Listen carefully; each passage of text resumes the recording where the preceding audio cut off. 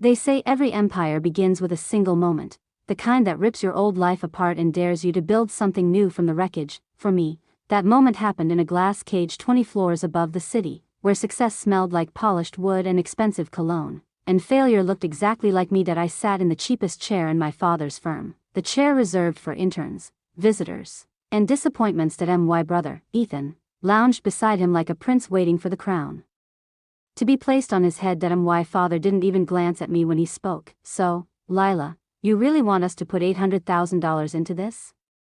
He tapped the stack of papers I'd spent 3 months preparing. "What did you call it again?" "Vector site analytics," I whispered.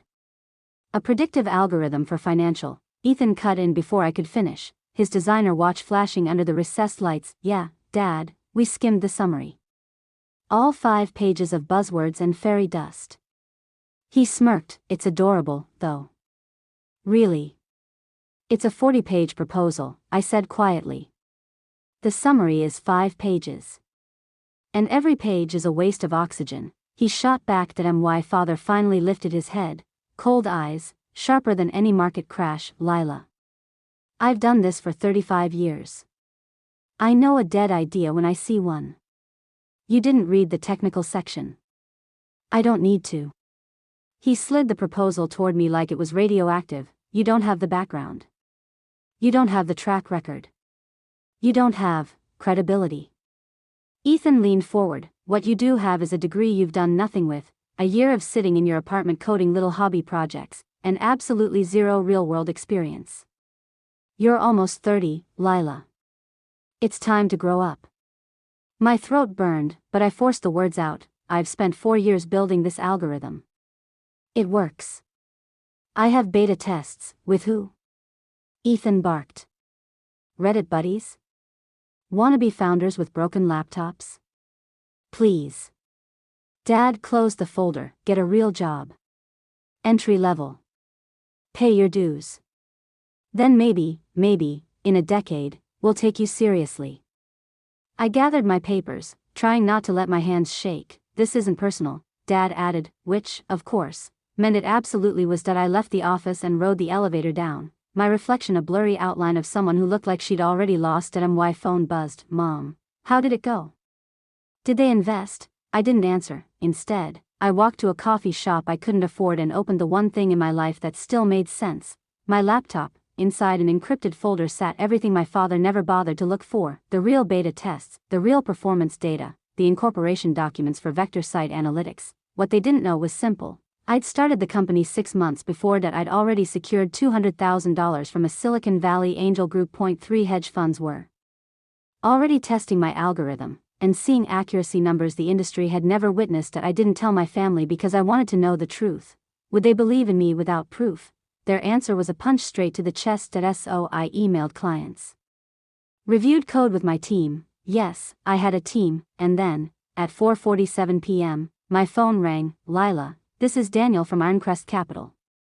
We'd like to expand our use of vector site." "How much of an expansion?" "Full deployment. And we want 6 months of exclusive access.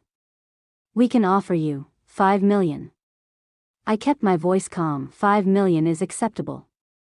After the call, I stared at my coffee, cold and untouched. $0.5 million. Not the $800,000 I'd begged my father for. $0.5. The next months moved like a storm. Clients multiplied, performance soared, investors swarmed. Ironcrest, Havenbrook, Evercrest, all wanting a piece of the algorithm my family dismissed as a hobby project.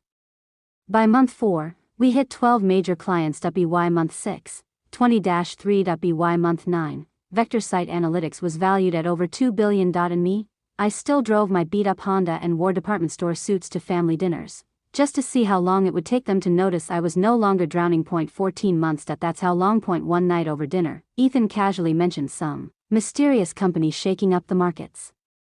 "Vector, something," he said. "Whoever built that thing is a genius." I stabbed a piece of lettuce, trying not to laugh. Dad nodded. "Lila, that sounds like the kind of place you should apply to. A role there could give you real experience." Ethan scoffed. "Dad, come on. Companies like that don't hire people with gaps or questionable career paths. Mom touched my hand gently. Sweetheart, maybe we should get you a career counselor. I smiled. Maybe you're right. I've been thinking of making some changes. What kind of changes? Dad asked. You'll see, I said. Tomorrow. After the market opens. They didn't get it, they wouldn't, until the world forced them to. The next morning, in a navy suit tailored for a moment no one thought I'd ever have, I walked into the NASDAQ building. Cameras flashed.